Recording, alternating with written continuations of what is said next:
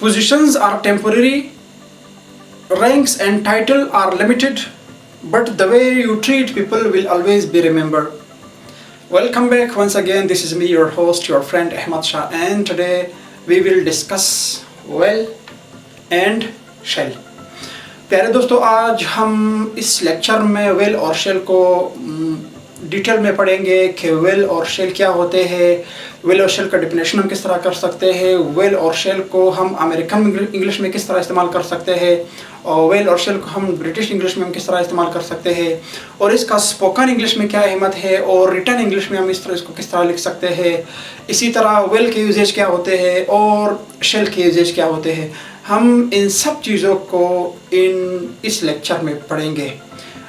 इस लेक्चर के साथ फिर हमारे साथ जो मॉडल ऑक्सिलरी वर्ब है वो क्या हो गए, उड़ गए सारे, ठीक है। फिर अगर ज़िंदगी रही इंशाल्लाह नेक्स्ट कुछ शुरू करेंगे। वेल और शेल, वेल और शेल हमारे पास क्या होते हैं, ये हमारे पास होते हैं modal auxiliary verbs. Modal auxiliary verbs ये क्या होते हैं, they are modal auxiliary verb. We use them in future indefinite tense. हम इसको फ्यूचर इंडेफिनिट टेंस में इस्तेमाल करते हैं। And they have also other uses, इसके और भी बहुत सारे इस्तेमालात होते हैं।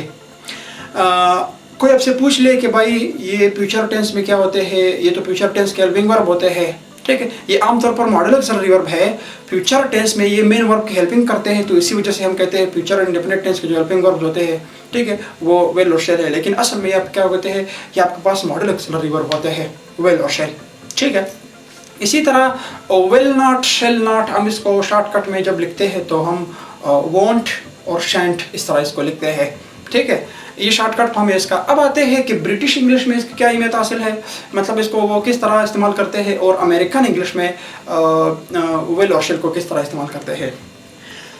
ब्रिटिश इंग्लिश में, अच्छा इससे पहले अगर हम अपना कंसेप्ट देख ले, हमारा यही कंसेप्ट रहा है कि भाई I we you they plural name के साथ हम क्या इस्तेमाल करते हैं, शेल इस्तेमाल करते हैं। ये बिल्कुल गलत है, कंसेप्ट इस तरह नहीं है। ब्रिटिश इंग्लिश में वो क्या करते हैं, ब्रिटिश वाले वो आई और वी के साथ शेल का इस्तेमाल करते हैं।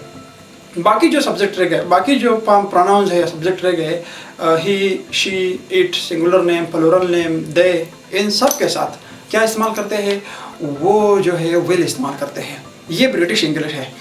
और अमेरिकन इंग्लिश में, अमेरिकन जो इंग्लिश है वो कहता है कि नहीं भाई विल जो है वो ऑलराउंडर है।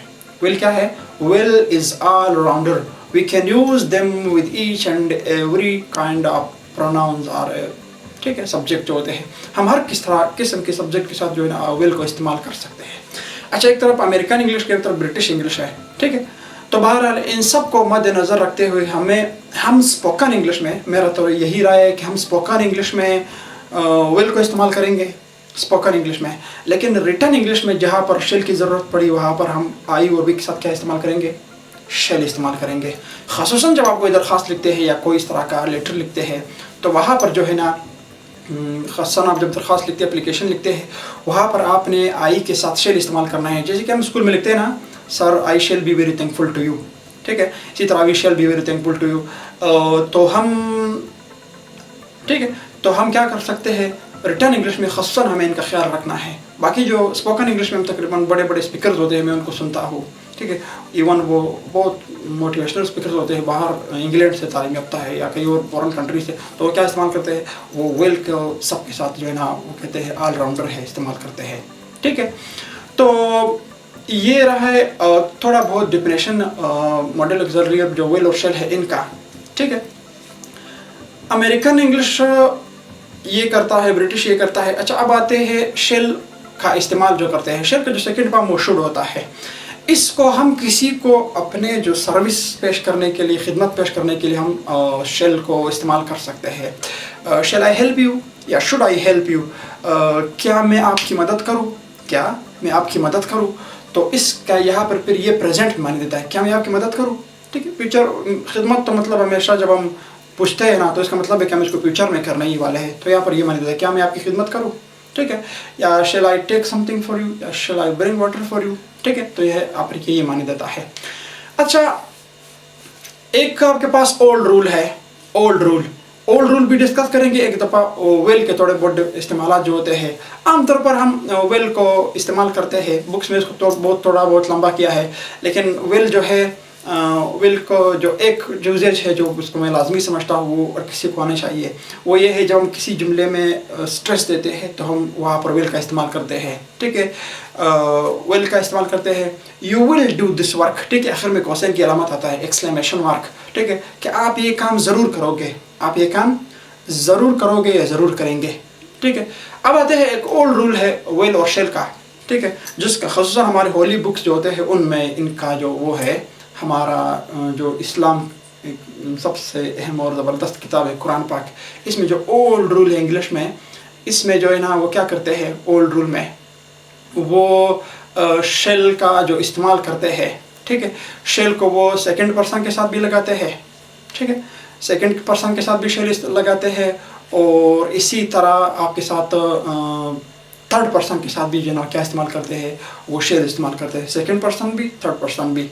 ये बाइबल में और होली कुरान में इनका तकरीबन इस तरह का ट्रांसलेशन में हम जब हम देखेंगे उसका, तो वहाँ पर ये इस्तेमाल हुआ था।